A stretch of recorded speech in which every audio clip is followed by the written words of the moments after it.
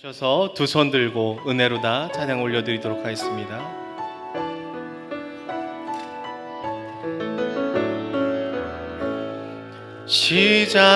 시작됐네 우리 주님의 능력이 나의 삶을 다스리고 새롭게 하네.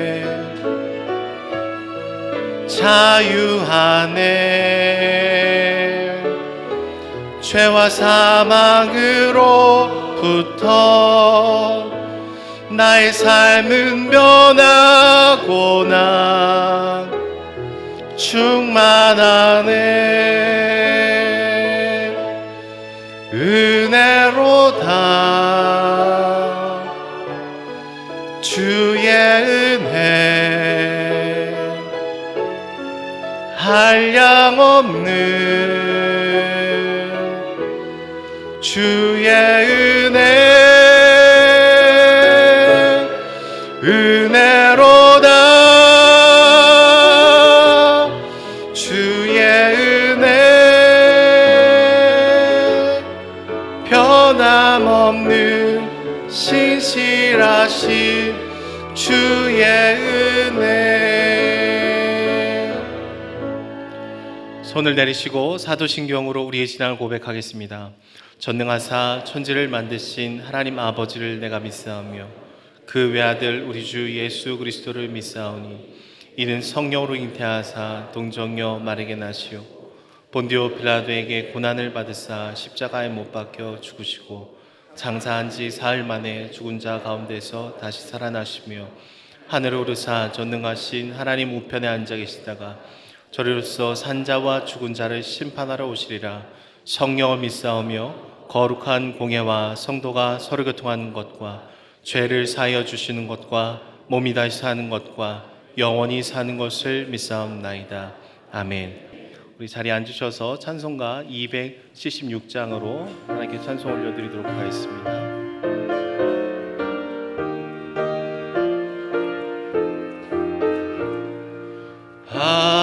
아버지여 이 죄인을 용납하여 주시고 예수님의 이름으로 구원하여 주소서.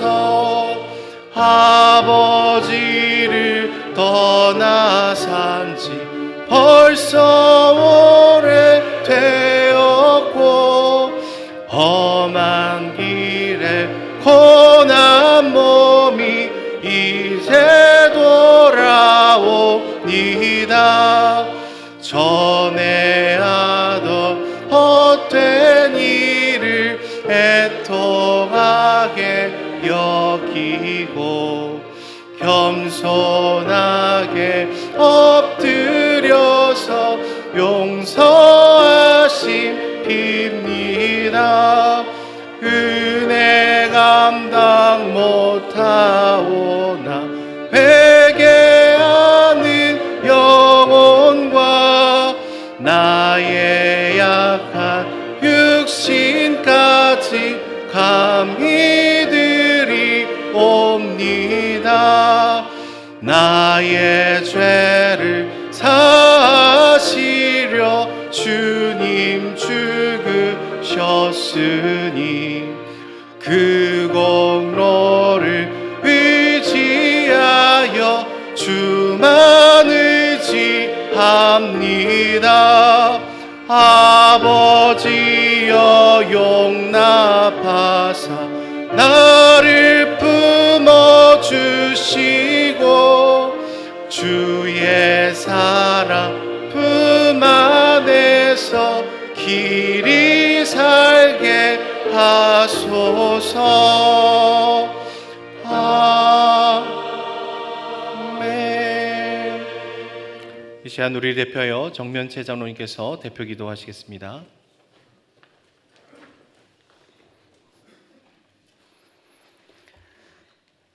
하나님 아버지, 온 세계 위에 오직 하나님만이 찬양과 영광과 존귀를 받으시옵소서. 복된 주일 좋은 환경을 허락해 주셔서 하나님만을 예배할 수 있음에 감사를 드립니다. 결코 만만치 않은 세상의 환경과 삶 속에서 치열하고 바쁘게 살다가 오늘 주님 앞에 섰습니다. 삶 속에서 받은 상처와 좌절과 아픔을 가지고 오늘 주님 앞에 나와싸우니 이 시간 하나님을 예배하는 중에 치유와 회복을 경험하게 하시고 예수 그리스도 안에서만 누릴 수 있는 참된 평안과 안식을 허락해 주시옵소서. 지금 세계는 미국과 중국의 패권 구도 속에서 다시 냉전과 전쟁의 위협 속에 놓여져 있습니다. 주께서 이 지구촌에 은혜를 베푸사 대립과 갈등의 관계가 아닌 대화와 타협으로 잘 풀어갈 수 있는 길을 열어 주시옵소서. 지금은 분단되어 갈 수 없는 북한 땅을 기억하시사 동방의 예루살렘으로 불렸던 평양과 2,800여 개가 넘게 산재해 있던 교회 예배당들이 다시금 회복되는 은혜를 허락하여 주시옵소서. 힘든 정세 속에서도 세계 각처에 파송된 선교사들과 기관들이 더 왕성하게 사역을 위해 달려갈 수 있도록 모든 재정과 동역자들을 보내주시고 성령의 충만한 은혜를 부어 주시옵소서. 하나님을 경험하고 가정을 세우며 세상을 새롭게 하고 미래를 열어가는 4대 비전을 주셔서 개인과 가정, 지역과 나라와 세계를 섬기는 은혜를 주셔서 감사합니다. 진행되는 다락방과 양육훈련, 그리스도의 강한 용사학교를 기억해 주시고 코로나로 3년 이상 멈추었던 아버지 학교가 다시 개설을 준비하고 있사오니 함께할 스텝과 지원자 아버지들을 많이 보내주셔서 예수의 이름으로 모인 곳에 주께서 예비한 충만한 은혜를 부어주시고 새롭게 변화되는 간증과 열매들이 풍성히 맺혀지게 하옵소서. 미래를 향해서 성장해 가고 있는 어린이집과 은동 기독교학교의 사랑스러운 우리 자녀들이 건강하고 지혜롭게 잘 자라가고 있습니다. 양육받고 잘 훈련되어서 교회와 나라를 위해서 기둥같이 쓰임받는 인재들로 잘 성장케 하옵소서. 오늘 또 말씀을 들고 단위에 서시는 목사님에게 성령의 충만한 기름을 부어주셔서 낙심과 절망 중에 있는 자, 각색 병든 자들과 상처 입은 심령들이 예수님의 이름 앞에서 불쌍히 여김을 받고 치유와 회복을 경험하는 은혜를 허락하여 주시옵소서. 찬양 중에 계신 주님, 그레이스 찬양대에 우리의 마음을 담아 찬양을 올려드립니다. 이곳에 충만히 임재하셔서 기쁨과 감사함으로 나아가는 우리의 예배를 받아 주시옵소서. 영원히 사셔서 우리와 함께 하시는 예수님의 거룩하신 이름으로 감사하며 기도하옵나이다. 아멘.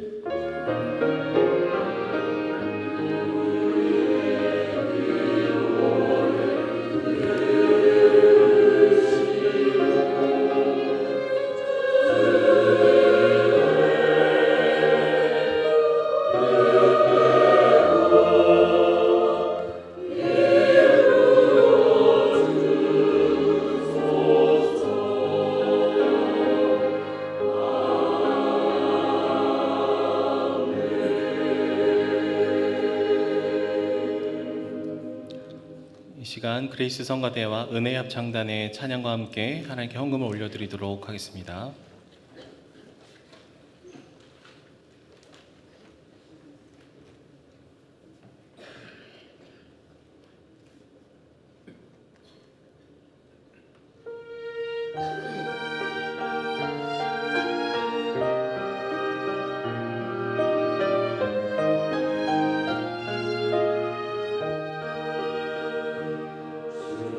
주님 께 간구하오니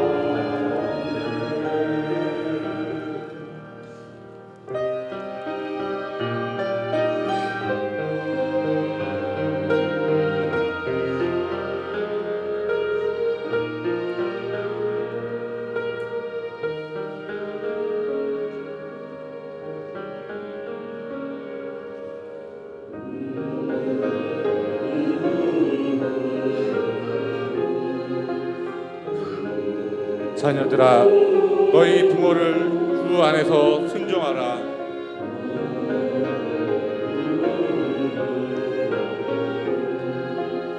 이것이 옳으니라.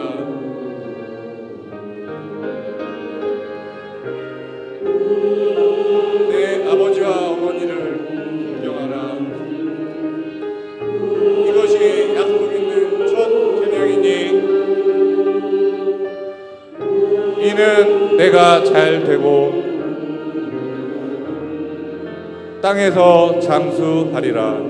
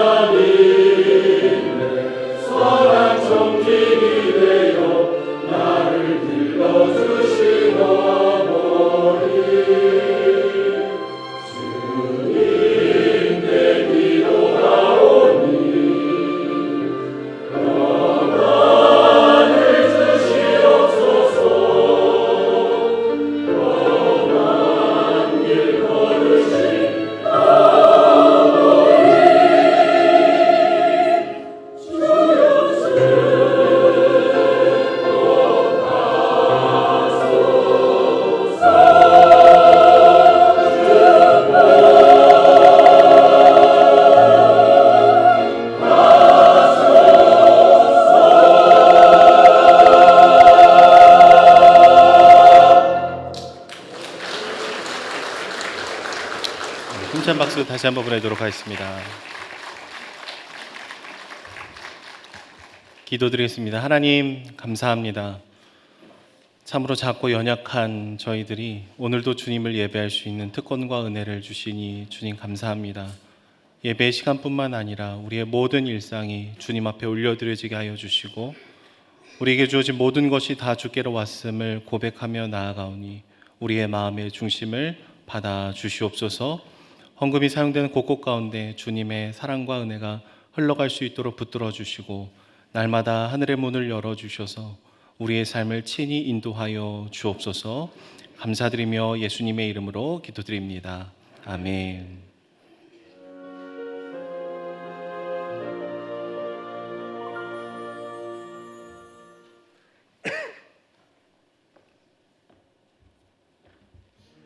(1997년) 대한민국은 IMF 외환위기라는 사상 초유의 사태를 맞이하고 수많은 아버지들은 망연자실할 수밖에 없었습니다. 더 비참한 건 여기저기서 가정이 깨지는 일이었는데요. 아버지들은 고민합니다. 도대체 무엇이 잘못된 걸까? 돈만 벌어오면 행복한 가정을 이룰 것이라 믿었던 아버지들은 남편이 아닌 남자로, 아버지가 아닌 남자로 살아온 자신의 모습을 돌이켜보며 두란노 아버지 학교에서 진정한 아버지됨을 마음에 새기고 변화를 다짐합니다. 아버지가 살아야 가정이 산다. 새롭게 변화한 아버지를 통해 가정엔 서서히 평화가 깃들기 시작했고 나아가 아버지들은 우리 사회 곳곳에서 선한 영향력을 끼칩니다. 그렇게 두란노 아버지 학교는 수많은 아버지들과 함께 세상을 향해 뻗어나갔습니다. 대한민국을 넘어 전 세계 74개국, 298개 도시, 총 40만여 명의 아버지가 두란노 아버지 학교를 수료했습니다. 하지만 2020년 코로나19 팬데믹으로 전 세계는 공황 상태에 빠지고 말았죠. 급격히 바뀌는 환경에 우리 가정도 위기를 맞고 있습니다. 특히 아버지들은 안팎으로 더욱 힘겨운 시기를 보내고 있죠. 이러한 위기를 이겨낼 힘은 무엇일까요? 두란노 아버지 학교는 믿습니다.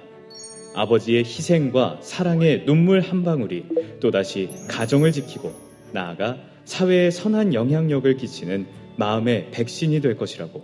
좋은 남편, 좋은 아버지가 되기를 꿈꾸는 젊은 아빠는 물론이고 아름다운 세상, 행복한 가정을 세우길 원하는 시니어 아버지도 환영합니다. 아름다운 세상, 행복한 가정, 땅끝까지.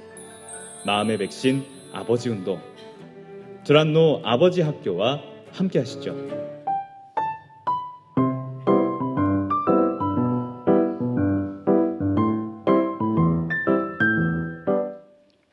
네, 교회 소식입니다. 은혜동산교회 처음 오신 새가족분들을 환영합니다. 새가족 등록하기 원하시는 분들은 예배 후에 나가셔서 왼쪽 새가족실로 와주시면 저희가 잘 안내해 드리도록 하겠습니다.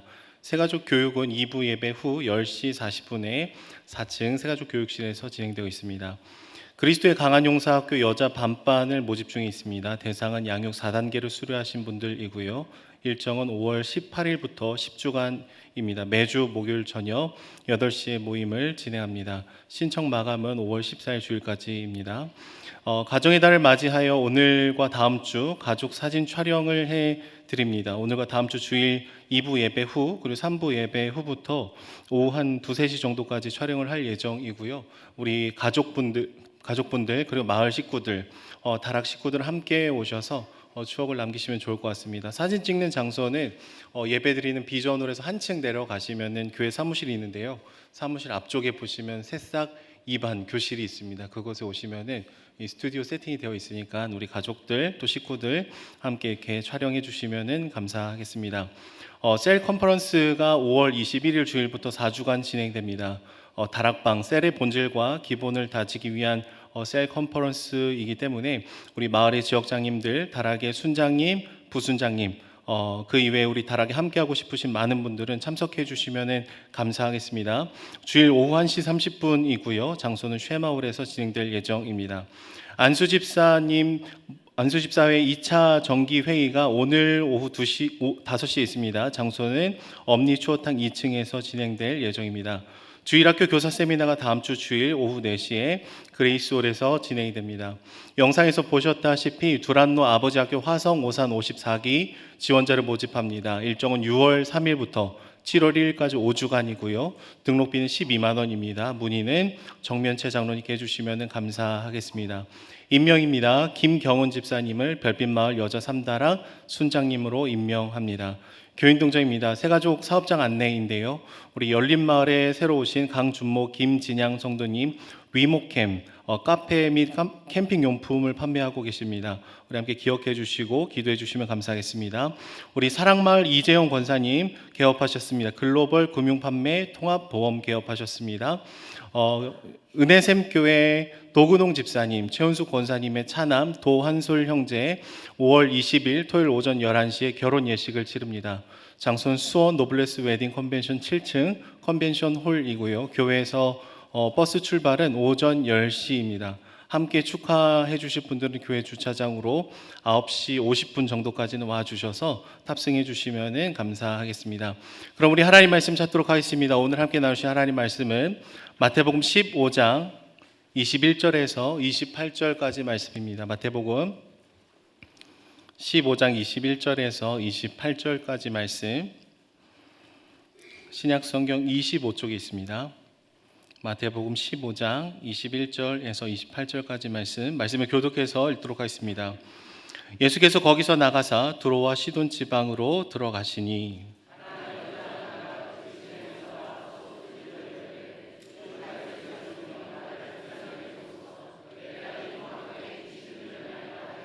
예수는 한 말씀도 대답하지 아니하시니 제자들이 와서 청하여 말하되 그 여자가 우리 뒤에서 소리를 지르오니 그를 보내소서.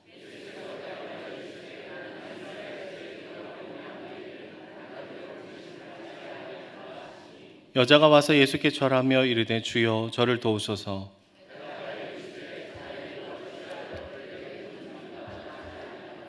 여자가 이르되 주여 올소이다마는 개들도 제 주인의 상에서 떨어지는 부스러기를 먹나이다 하니 이에 예수께서 대답하여 이르시되 여자여 내 믿음이 크도다 내 소원대로 되리라 하시니 그때로부터 그의 딸이 나으니라.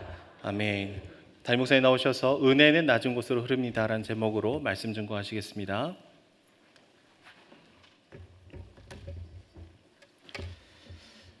제주도에 가면 도깨비 도로라는 곳이 있습니다.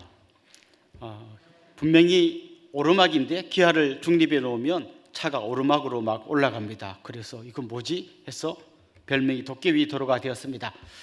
그런데 한 몇 년 전에 이제 전문가들이 가서 왜 이런 현상이 일어나는가를 이렇게 분석한 그런 기사를 봤는데요. 실제는 오르막이 아니고 내리막인데 그 주변 환경 때문에 마치 오르막인 것처럼 착시 현상이 나타난 거다, 이렇게 설명하는 걸 보았습니다. 그러니까 뭐 상식적으로 내리막으로 차가 잘 굴러간 거죠.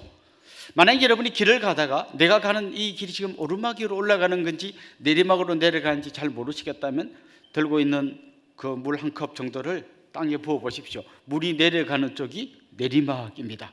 물은 항상 낮은 곳으로 흘러가게 되어 있습니다. 그런데 여러분 이거 아십니까? 하나님의 은혜도 낮은 곳으로 흘러갑니다. 절대 높은 곳으로는 하나님의 은혜가 흘러가지 않습니다. 하나님과 같이 되려고 했던 아담, 그는 하나님의 은혜를 전혀 경험하지 못하고 결국은 에덴 동산 밖으로 쫓겨나지 않았습니까? 바벨탑 높이 쌓아서 하늘에까지 닿아보자. 그들의 계획은 무산되고 결국 실패로 이야기가 끝났습니다. 반대로 하나님은 감옥 속에서 신음하며 하나님을 바라보던 요셉을 찾아가 주셨습니다. 하나님은 애굽의 노예가 되어서 신음하며 울부짖던 이스라엘 백성들의 그 탄식 소리에 귀를 기울여 주셨습니다. 하나님은 끊임없이 낮은 곳으로 하나님의 은혜를 내려보내셨습니다. 이사야 선지자는 앞으로 오실 예수님께서 어떻게 사역하실지를 이야기하는데, 한마디로 높이 솟아있는 산은 깎아버리고 푹 꺼져 있는 골짜기는 메워줄 거라고 말씀하셨습니다. 이사야 40장 4절 말씀 한번 읽어보겠습니다. 같이 읽읍시다. 골짜기마다 도두어지며 산마다 언덕마다 낮아지며 고르지 아니한 곳이 평탄하게 되며 험한 곳이 평지가 될 것이요. 우리 주님 앞에 높이 솟아서 버티고 있는 산들은 가차없이 깎여질 것입니다. 그러나 깊은 골짜기에서 신음하는 그 사람들에게 주님은 놀라운 은혜로 그 골짜기를 메워 주실 거라고 말씀하셨습니다.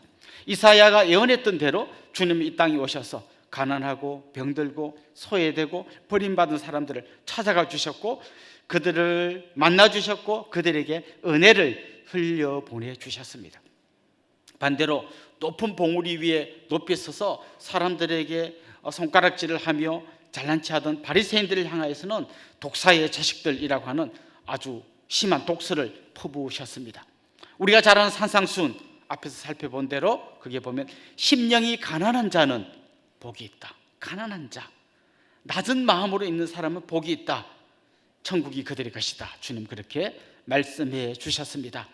오늘 우리가 읽은 이 본문 말씀에 보면 주님께서 지금까지 사역하던 갈릴리를 떠나서 두로와 시돈 지역으로 가신 이야기가 나옵니다. 두로와 시돈은 이스라엘 땅이 아니고 이방 지역입니다. 왜 주님께서 이쪽으로 가셨는지 오늘 본문에서는 이유를 말하지 않습니다만은 오늘 본문의 이 이야기와 똑같은 이야기가 마가복음에도 나오는데요. 마가복음에 보면 주님 왜 두로와 시돈으로 가셨는지 힌트가 나옵니다. 마가복음 7장 24절 제가 한번 읽어보겠습니다. 예수께서 일어나서 그 길을 떠나 두로 지방으로 가서 한 집에 들어가 아무도 모르게 하시리 하나 숨길 수 없더라. 왜 여기로 가셨을 것 같아요? 지금 주님은 두로와 시돈 지방 가셔서 아무도 모르게 어떤 집에 들어가시려고 합니다. 무슨 말인가 하면 지금까지 주님은 수많은 군중과 무리 속에서 막 밀려다니면서 밤낮 없이 사역하셨습니다. 이제 주님은 아마도 좀 조용한 곳에 가셔서 사람들 없는 곳에 가셔서 좀 쉬기를 원하셨던 것 같습니다. 그런데 주님의 계획과는 달리 이미 이방 지역에도 그 두로와 시돈 지방에까지도 예수님의 소문이 다 퍼져버렸습니다. 그래서 예수님이 어느 집에 조용히 좀 쉬려고 하는데 쉴 수 있도록 놔두지 않습니다. 예수님이 가신 걸 보고 그 소문을 들은 한 여인이 와서 오늘 본문에 보면 소리를 지릅니다. 다윗의 자손이여 저를 좀 불쌍히 여겨 주십시오 라고 소리를 지르는 이야기가 오늘 본문에 나옵니다. 오늘 본문에 나온 이 여인은 그러니까 이스라엘 백성이 아니라 두로와 시돈 지역에 사는 가나안 여인, 이방 여인이었습니다.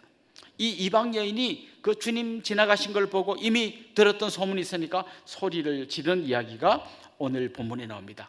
오늘 본문은 이 여인이 말하고 주님이 대답하고 하는 이 대화 형식으로 기록되어져 있는데요. 오늘 본문에 보면 주님이 대답하셨다라는 말이 4번 나옵니다. 그런데 이 전체 문장의 흐름을 잘 보면 이렇습니다. 여인이 소리를 질렀습니다. 그러나 주님은 대답하지 않았습니다. 이 그러나가 나와요.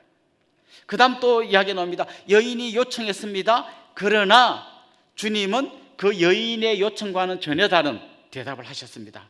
나는 이스라엘에 잃어버린 양을 찾으러 왔다. 다시 말하면 나는 이방인들을 찾으러 온 게 아니라 이스라엘에 잃어버린 양을 찾으러 왔다라고 말합니다. 거기도 오늘 우리 한글 성경에 나오지 않습니다만 원어 성경에 보면 그러나 주님은 이 여인의 요청과는 다른 대답을 하셨다. 그런데 또 이 여인이 말합니다. 또 그 앞에 절하며 주님 막 도와주세요. 또 헬라 성경에 보면 그렇게 되어 있습니다. 그러나 주님은 또 안 좋은 대답을 하셨습니다. 뭡니까? 개들에게 자녀들의 떡을 주는 게 마땅치 않다라고 하는 아주 안 좋은 대답을 하셨습니다. 그러니까 계속해서 대화가 어떻게 나오나 하면 여인이 말하는데 그러나 주님은 대답 안 했습니다. 여인이 또 요청했습니다. 그러나 주님은 반대로 대답했습니다. 여인이 또 요청했습니다. 그러나 주님은 다른 얘기를 하셨습니다. 계속 뭔가가 삐걱삐걱 잘 안 맞는 얘기가 오늘 본문에 계속해서 나옵니다. 그러다가 네 번째 주님이 대답하셨다는 말씀이 나오는데 거기는 그러나 대신에 그때에 라는 말이 붙어 있습니다. 그때에 주님이 대답하셨습니다. 뭐라고 대답했습니까? 내 믿음이 크도다.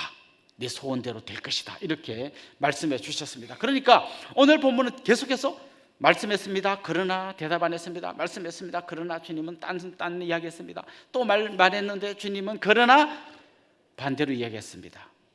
그럼에도 불구하고 여인이 계속 요청하니까 그때 주님께서 내 믿음이 크도다. 내 소원대로 될 거다. 이렇게 말씀했다는 거죠. 야구로 치면요, 게임이 안 풀리다가 9회 말에 역전 홈런이 터진 그런 이야기입니다.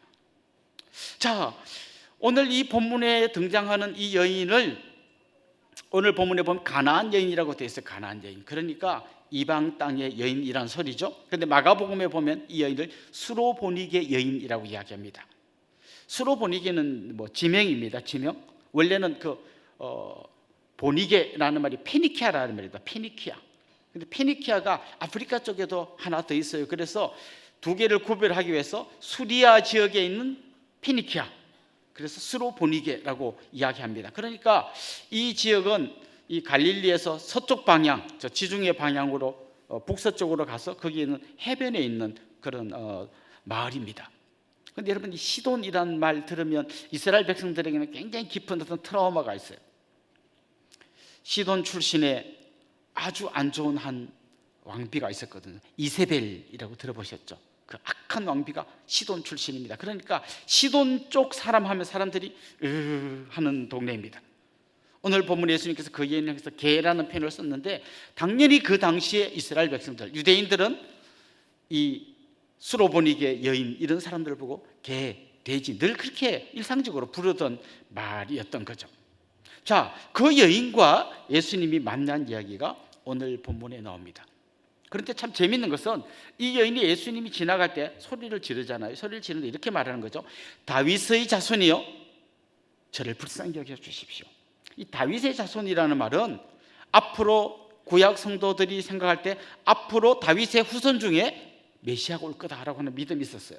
그러니까 앞으로 메시아가 올 건데, 메시아가 와서 우리 이 힘들고 어려운 우리를 구원해 줄 건데 그 메시아는 다윗의 자손으로 올 거다라고 하는 그런 믿음을 갖고 기다리고 있었거든요. 그런데 이방 여인이, 유대인도 아닌 이방 여인이 다윗의 후손이요라고 불렀다는 굉장히 놀라운 얘기입니다. 그러니까 이 여인은 이방인임에도 불구하고 다윗의 후손이 오시면 다 우리를 구원해 줄 거라는 믿음을 갖고 있었던 거죠. 더 놀라운 것은 예수님이 바로 그 다윗의 후손이라고 이 이방 여인이 믿고 있었던 거예요. 그러니까 예수님을 향하여 자기를 좀 불쌍히 여겨달라고 이야기하죠. 그런데 요청이 이런 거죠.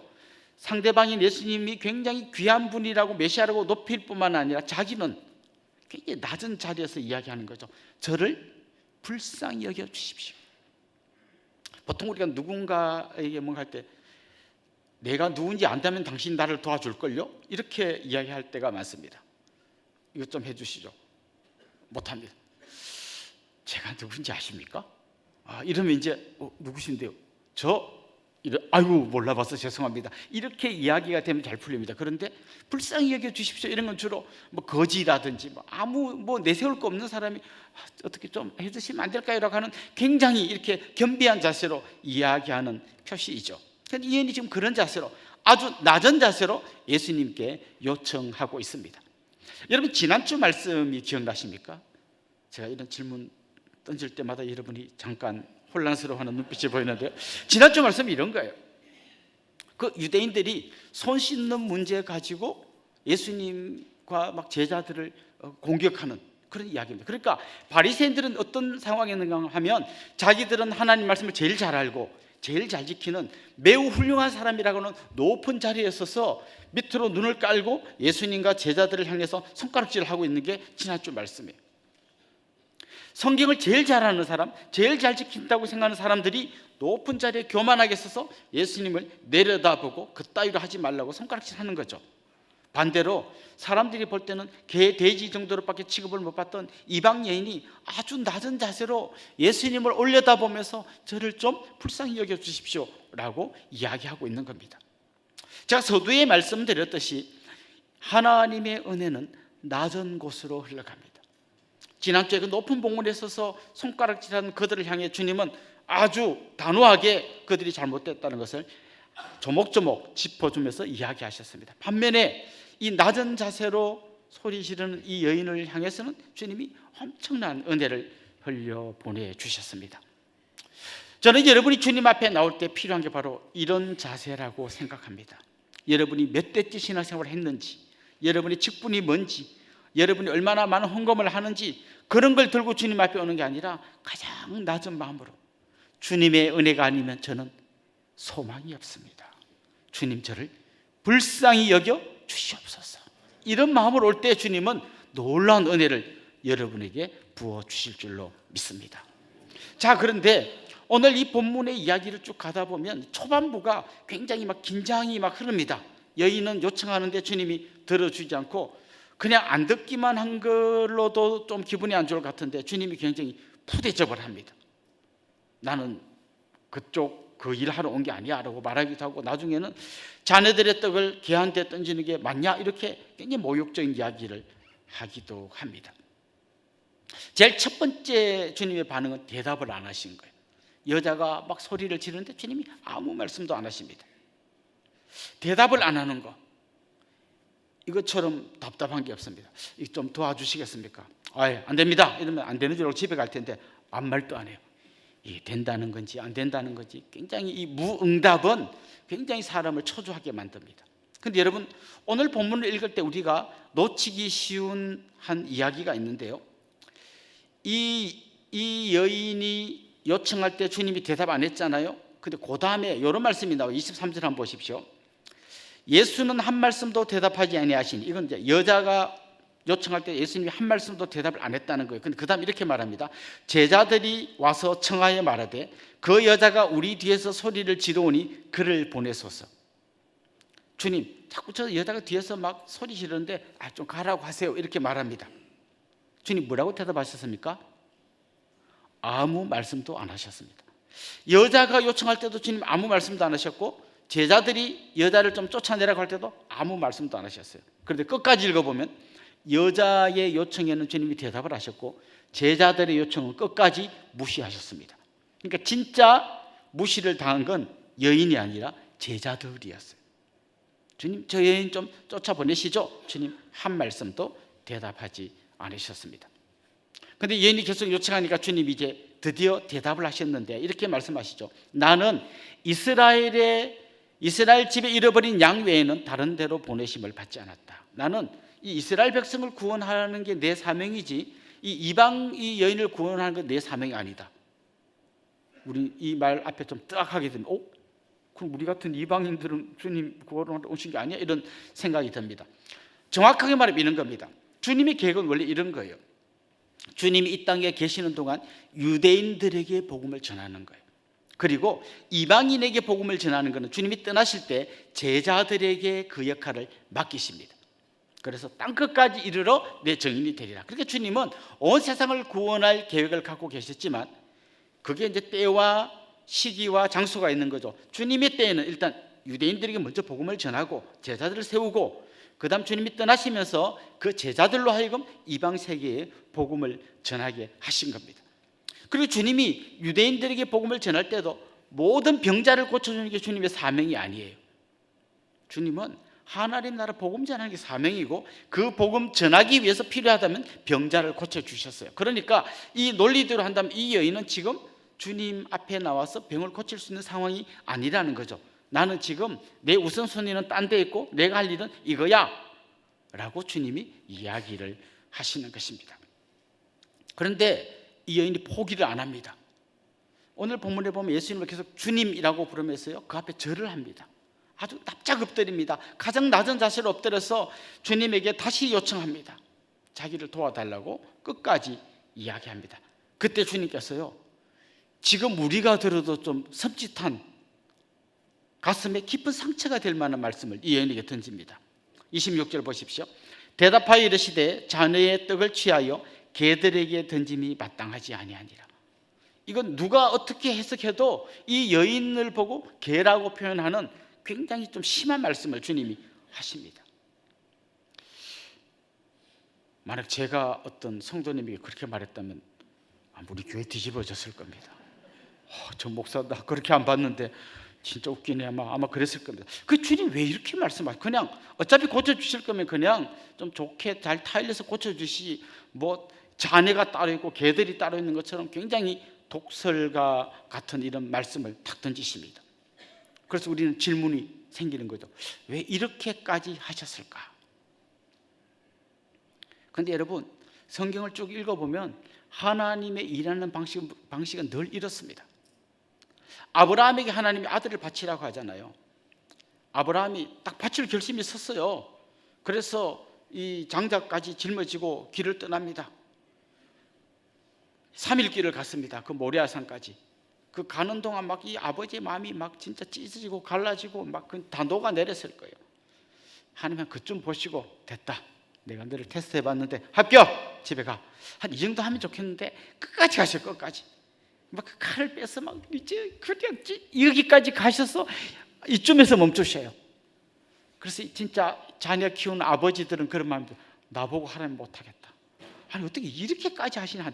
이쯤에서 멈추셔도 충분히 아브라함을 다 테스트하고 합격됐잖아요. 그걸 굳이 다 해봐야 됩니까?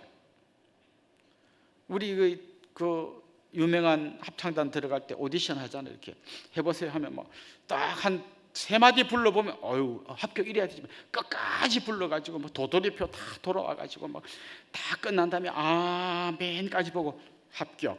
이렇게까지 할 건 없잖아요. 저 중간쯤에서 보면 탁 책 보면 알아야지. 그런데 하나님이 원하시는 건 뭔가 하면요, 마지막까지 남아있는 우리 마음의 마지막 부분, 그걸 저는 좀 방파제라고 표현하고 싶어요. 지금 은혜의 강물이 나한테 막 밀려오는데 내가 낮은 곳으로 내려가서 막 오는데 그래도 내가 마지막 방파제 요거만큼은 좀 안 건드리면 좋겠다 싶은 게 있어요. 요거는 내가 지키고 싶어. 아무리 내가 쫄딱 망했어도 요거까지는 내가 정말 짓밟히면 안 돼. 요 마지막 방파제. 그런데 주님이 보실 때는 그것 때문에 은혜가 그 앞에서 흘러가지 못하고 멈추는 경우가 많이 있어요. 그게 뭐 내 자존심 같은 거일 수도 있고요. 아니면 내가 막 붙들고 있는 뭐 우리 자녀, 아브라함에게는 틀림없이 아들이 마지막 방파제였을 거예요. 하나님 뭐 원하시면 내 재산 다 가져가도 됩니다. 그러나 요거는 건드리시면 안 됩니다라고 하는 마지막 방파제가 있는 거죠. 때로는 재산 다 잃고 쫄딱 망해서 막 이게 새빵살이 해도 내 명예만큼은 건드리지 마라. 막 이렇게 딱 내가 붙들고 있는 마지막 방파제가 있는 거죠. 그런데 주님은 지금 이 여인의 마지막 방파제를 허물고 계십니다. 이것까지 허물어져야 진짜 주님의 은혜가 강물같이 흘러갈 수 있다는 걸 알기 때문입니다. 다시 말하면 가장 좋은 것을 주시기 위해서 좀 더 고통스러운 시간을 지나게 만드시는 것입니다. 야곱이 정말 그 천사와 씨름하면서 끝까지 버티다가 이제 허벅지 관절이 위골되고 이제는 뭐 도망갈 힘도 없고 아무 소망도 없고 그냥 하나님 말고는 붙들 아무런 소망이 없을 바로 그때에 하나님의 사도가 물어보십니다. 내 이름이 무엇이냐? 야곱입니다. 속이는 자, 발꿈치를 잡는 자. 더 정확히 말하면 맞습니다 주님, 저 사기꾼 뒤통수 치고 온갖 나쁜 짓 일삼고 아버지 속이고 형 속이고 외삼촌하고도 그냥 들이받고 바로 그런 놈입니다 라고 하는 그 자리까지 그가 완전히 내려가서 모든 방파제가 다 허물어지고 막 죽이려면 죽이고 살리려면 살리세 하고 완전히 하나님 앞에 두 손 두 발 다 들고 항복했을 때, 그때 하나님은 그에게 이스라엘이라고 하는 이름을 주셨어요. 모세가 처음에는 막 40세 때쯤 돼가지고 뭔가 막 해보겠다고 막 펄펄할 때 하나님 그를 꺾으셨어요. 그냥 배추에 소금 치듯이 쳐가지고 완전히 숨을 죽였습니다. 80세쯤 되니까 이제 뭐 저는 아무 할 것도 없고 할 수 있는 것도 없고 그냥 아무것도 못하겠습니다 할 때, 그때 비로소 주님이 그에게 놀라운 사명을 주시지 않으셨습니까? 그러니까 때로 우리는 하나님께서 왜 이렇게까지 나를 고난으로 몰아가시나 하고 답답할 때가 있지만, 그때가 바로 하나님이 나를 온전히 항복시키시고 마지막 내가 만들어 놓은 마지막 방파제까지 허문 다음에야 주님을 만나도록 그렇게 우리를 몰아가시는 거죠. 근데 이게 쉽지는 않거든요. 여러분의 자랑을 다 내려놓으십시오. 근데 뭐 실직했지, 아들은 대학 떨어졌지, 막 이제 자랑할 것도 없어요. 막 그래도 끝까지 자랑할 거 있어요. 운동회 때, 초등학교 운동회 때 5명씩 줄지어 뛸 때마다 난 항상 1등 해가지고 스탬프로 여기에 1 찍힌 거, 그거 끝까지 그것만큼은 죽을 때까지 그 자랑하는 분이 있어요. 왜냐하면 딴 거 자랑할 게 별로 없으니까. 예. 혹시 남자분들 중에 군대에서 골 있는 이야기 하시거든요. 얼마나 자랑할 게 없으면 마지막까지 저거라도 자랑하나 좀 이해를 해주세요. 그러나 거꾸로 하나님은 그 마지막까지, 그 마지막 방파제까지 허물어야 진짜 하나님의 은혜가 우리에게 폭포수처럼 밀려온다는 것을 말씀하고 있는 것입니다. 야곱이 그랬고 모세가 그랬습니다. 많은 하나님의 사람들이 그 마지막 방파제가 허물어질 때, 그리고 하나님 앞에 완전히 두 손 두 발 항복할 때, 그때 비로소 하나님이 예비하셨던 그 풍성한 은혜, 아까 앞에서 말씀드린 구회말 역전 홈런 같은 그런 놀라운 역사를 일으켜 주신다는 것입니다. 주님께서 이 여인에게 이제 그 개한되는 자녀들의 떡을 줄 수 없다 할 때, 여인이 보통 사람 같으면 기분 나빠가지고 아이고 하고 가면 갔을 거예요. 근데 이 여인이 마지막 순간에 이렇게 말합니다. 주님 맞습니다. 그런데 개들도 주인의 상에서 떨어지는 부스러기는 먹지 않습니까? 이 말에 주님이 굉장히 감동을 받습니다. 자기가 개라고 하는데도 흔들리지 않는 그 낮아짐도 보셨겠지만, 또 한 가지 주님이 귀하게 보신 게 이 부스러기라는 말이에요. 쉽게 말하면 이런 말이죠. 주님의 은혜가 워낙 크기 때문에 그 큰 은혜에 이 한쪽 기퉁이 요만큼만 해도 나한테는 어마어마한 은혜라는 거죠. 만약 여러분 할아버지가 막 좀 뭐 대기업의 회장님이라고 하면, 그래 아이고 뭐 아들 손주 다 주고 너한테 줄 것도 없네. 그래 저 남양에 있는 그건 땅이나 가져라. 그 1000평 너 가져라. 워낙 크기 때문에 막 그 할아버지에게 부스러기는 요것밖에 안 되지만 나한테는 어마어마한 거잖아요. 하나님의 은혜가 워낙 크기 때문에 그 하나님 은혜의 그 부스러기만 받아도 나는 충분하다는 거예요. 이 여인에게 지금 두 가지가 보이는데, 하나는 자기가 얼마나 낮은 존재인지, 비참한 존재인지와 주님이 얼마나 크고 놀라운 분이신지를 동시에 이야기하는 거죠. 그러니까 은혜라는 거는요, 이 두 가지의 격차가 벌어져야 커지는 거예요. 내가 더 낮아져야 되고 주님이 더 높아져야 이 은혜의 격차가 커지는데, 이 여인이 지금 그런 이야기를 하고 있는 것입니다. 그렇습니다. 주님의 그 크고 놀라운 은혜, 하늘을 두루마리 삼고 바다를 먹물로 삼아서 써도 다 쓰지 못할 그 어마어마한 하나님 은혜를 우리가 안다면, 그 부스러기만이라도, 은혜의 한 조각만이라도, 그 조그마한 거라도, 그것만이라도 우리에게 주신다면 우리는 충분합니다 라는 것이 이 여인의 고백입니다. 얼마 전에 별세하신 이어령이라고 하는 우리나라에 아주 스카학이 있습니다. 그분이 원래 무신론자였는데 주님을 만나고 이제 그리스도인이 돼서 돌아가셨습니다. 그런데 그분이 이제 막 회심해가지고 주님 앞에 돌아올 때 쓴 유명한 시가 있습니다. 어느 무신론자의 기도라고 하는 시인데요, 그 시 중에 일부분을 제가 한번 읽어보겠습니다. 하나님, 당신의 제단에 지금 이렇게 엎드려 기도하는 까닭은 별을 볼 수는 있어도 그것을 만들지도 다 셀 수도 없기 때문입니다. 용서하세요. 하나님, 원컨대 아주 작고 작은 모래알 만한 별 하나만이라도 만들 수 있는 그 힘을 주소서. 아닙니다. 절대로 아닙니다. 감히 어떻게 하늘의 별을 만들 생각을 하겠습니까? 그저 이 가슴 속 깜깜한 하늘에 반딧불만한 작은 별 하나라도 만들 수 있는 힘을 주신다면 내 가난한 말들을 모두 당신의 제단에 바치겠나이다. 향기로운 초원에서 기르는 순수한 새끼양 같은 나의 기도를 바치겠나이다. 좀 더 가까이 가도 되겠습니까? 하나님, 당신의 발끝을 가린 성스러운 옷자락을 때 묻은 이 손으로 조금 만져봐도 되겠습니까? 그가 요만큼이라도 하나님의 은혜를 좀 얻고 싶은 마음으로 기도하는 내용이 이 시에 담겨 있습니다. 그렇습니다. 온 우주를 만드신 하나님, 별들을 만드신 하나님, 제가 어떻게 그 별을 만들겠습니까? 그러나 내 가슴 속에 요 반딧불만한 거라도 하나 그렇게 만들 수 있게 해주신다면 제 모든 걸 하나님 앞에 한번 바쳐보겠습니다. 제가 당신의 그 옷자락만 좀 만져봐도 그 은혜가 충분할 것 같습니다. 그는 지금 이렇게 기도하고 있습니다.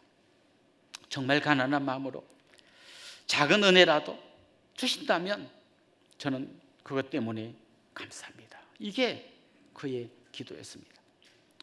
저는 오늘 이 말씀 앞에서 우리가 기억해야 될 게 바로 이런 거라고 생각해요.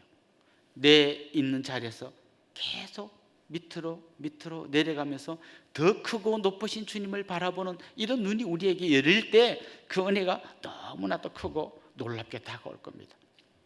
저는 오늘 우리 어르신들이 앞에 나와서 같이 찬양하는데 막 가슴이 너무 뭉클했습니다. 그런데 최근에 한 이런 소식을 들었어요. 지금 우리 은혜 합창단이 출범했거든요. 우리 65세 이상 되시는 분들이 이제 출범했는데 주로 장로님들이시더라고요. 근데 이제 이런 이야기를 누가 했나 봐요. 장로님들만 계시니까 집사들은 잘 못 가겠다.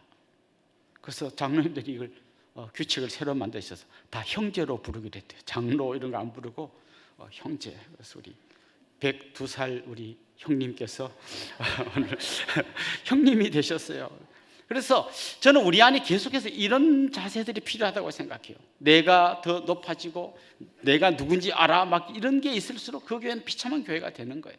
그러나 하나님 은혜가 아니면 저는 아무것도 아닙니다. 그저 부스러기만한 은혜라도 주신다면 감사합니다. 이렇게 나갈 때 놀라운 은혜가 여러분 가운데 넘치게 될 줄로 믿습니다. 자, 이 여인이 이렇게 너무나 엄청난 대답을 했죠. 부스러기라도 좋습니다.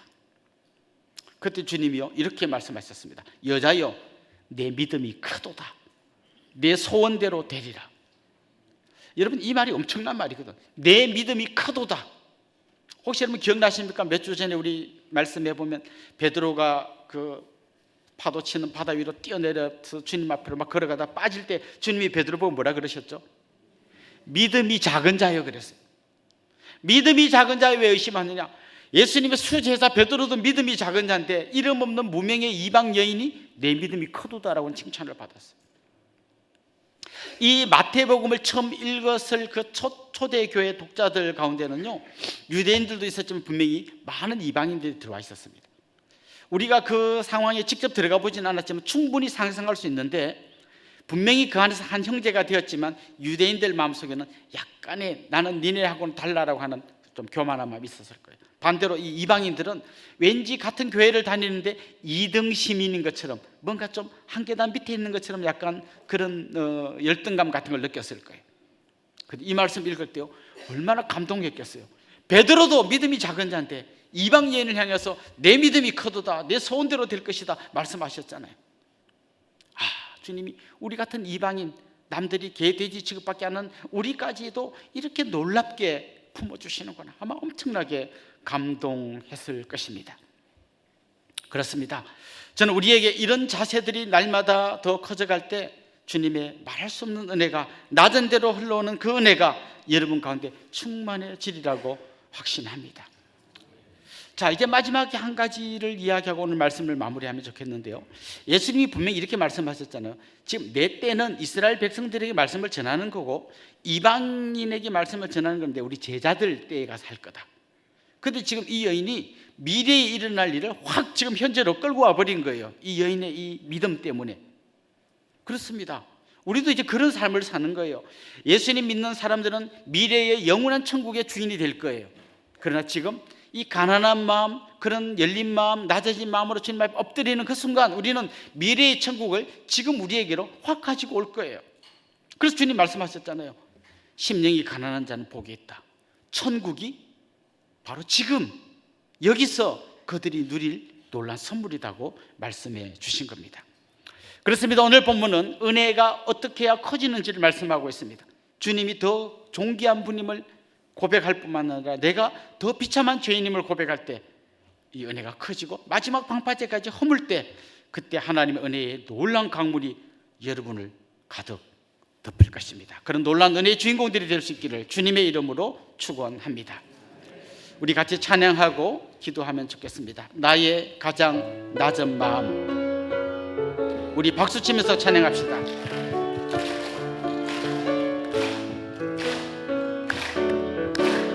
나의 가장 낮은 마음 주님께서 기뻐하시고 작은 일에 큰 기쁨을 느끼게 하시고 내가 지쳐 무력할 때 주님 내게 힘이 되시고 아름다운 하늘나라 내 맘에 주시는 도다. 우리에게 축복하신 하나님 사랑 낮은 자를 높여주시고 아름다운 하늘나라 허락하시고 내 모든 것 예비하시네. 찬양함의 기쁨을 감사함의 평안을 간구함의 하나님 알도록 하셨네. 찬양함의 기쁨을 감사함의 평안을 간구함의 하나님 알도록 하셨네. 아멘. 우리 같이 한번 기도하겠습니다. 말씀을 생각하면서 같이 기도하면 좋겠습니다. 나는 지금 너무 높아져 있어서 은혜를 잘 경험하지 못하고 있진 않은지 돌아보면 좋겠습니다. 주님, 저의 마지막 방파제까지 허물어 주시고 가장 낮은 마음, 겸손한 마음으로 주님의 은혜를 사모하게 해 주십시오. 그런 마음으로 우리 한 마음으로 같이 합심해서 통성으로 기도하겠습니다. 하나님 아버지, 오늘도 우리 가운데 행하신 주님의 크고 놀라운 일들을 찬양합니다. 주님, 사랑하는 주님의 백성들이 말씀 앞에 겸손히 엎드려 주님을 바라봅니다. 내 마지막 방파제까지 허물며 이제 주님의 은혜가 아니면 저에게는 소망이 없습니다. 주님, 저를 불쌍히 여겨 주시옵소서. 남들이 나에게 뭐라고 말하든지 그런 것 때문에 절망하지 않겠습니다. 주님의 은혜 한 조각이면 충분합니다. 부스러기만이라도 저에게 내려 주시옵소서. 간절한 마음으로, 낮아진 마음으로, 겸손한 마음으로, 사모하는 마음으로, 가난한 심령으로 주님 앞에 엎드려 외칠 때마다 주께서 귀 기울여 주시고 내 믿음이 크도다 말씀하여 주실 줄 믿습니다.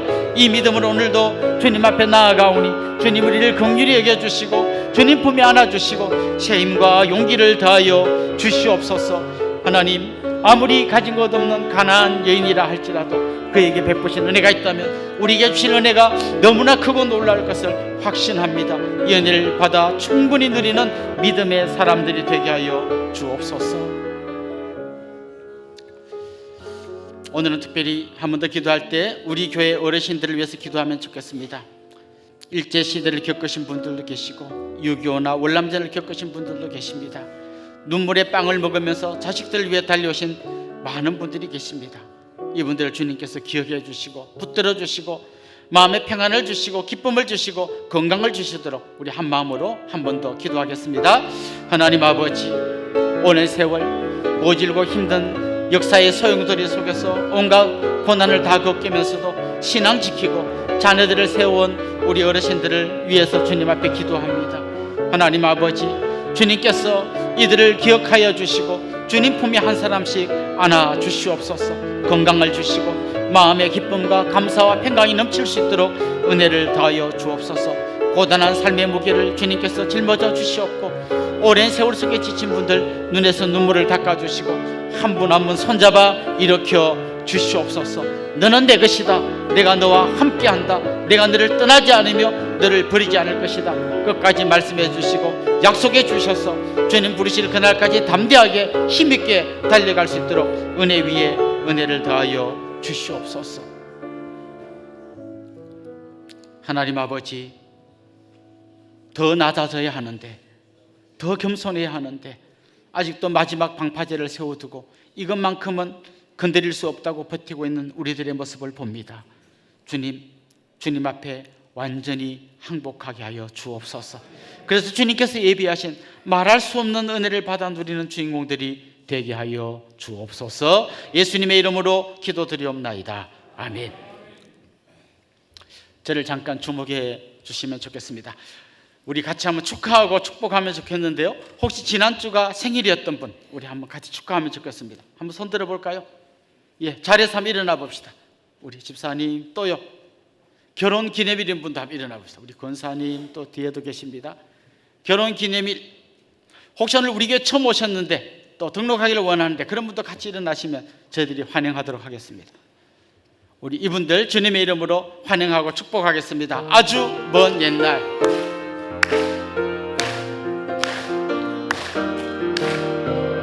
아주 먼 옛날 하늘에서는 당신을 향한 계획이 있었죠. 하나님께서 바라보시고 좋았더라고 말씀하셨네. 이 세상 그 무엇보다 귀하게 나의 손으로 창조하였노라. 내가 너로 인하여 기뻐하노라. 내가 너를 사랑하노라. 사랑합니다. 축복합니다. 사랑해요.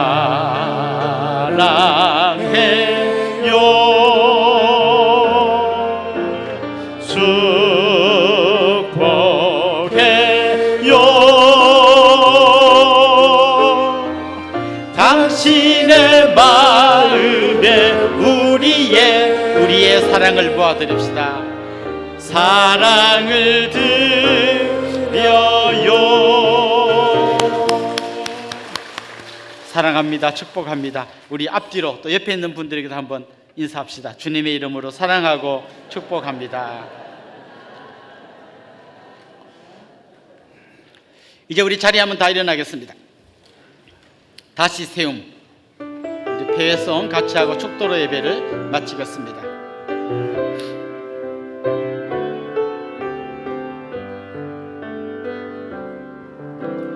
내게 주신 생명 전할 때 열매 맺게 하시고 우리에게 주신 사랑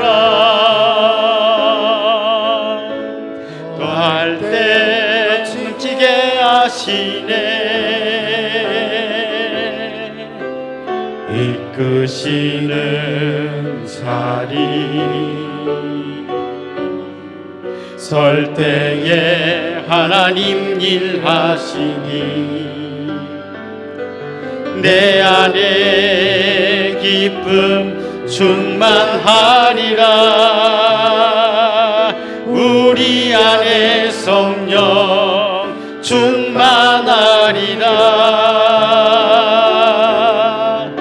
우리 함께 다시 세워가리.